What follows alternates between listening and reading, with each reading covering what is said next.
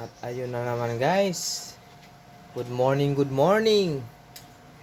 For today's video, magluluto na naman tayo ng sinigang na baboy. At ito na yun. Kumukulo na ang ating sinigang na baboy. Pakuluan muna natin guys para lumambot. Habang pinapakuluan po natin, lalagay po natin yung sibuyas, tsaka bawang.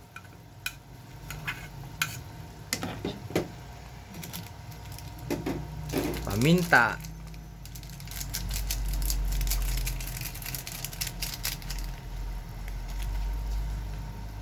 Lalagyan natin ng asin.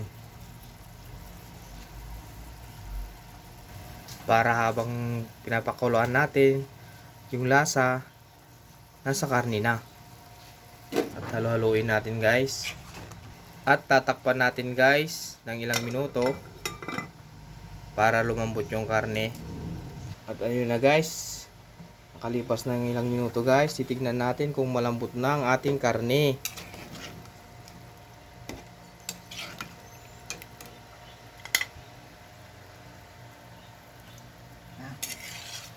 At ayun na guys, malambot na ang ating karne.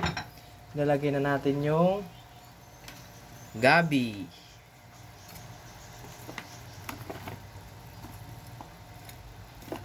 At ayun na nga guys, nilagay na natin ang gabi.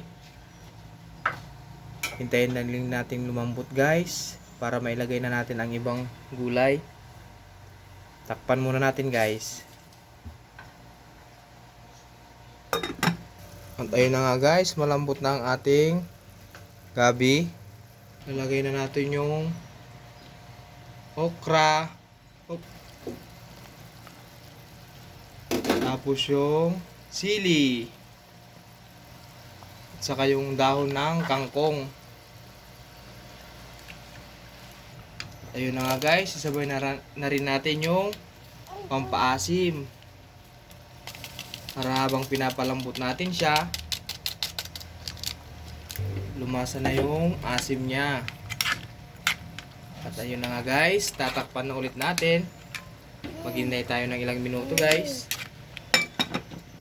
At ayun na nga guys, kalipas ng ilang minuto guys, luto na ang ating sinigang na baboy with gabi.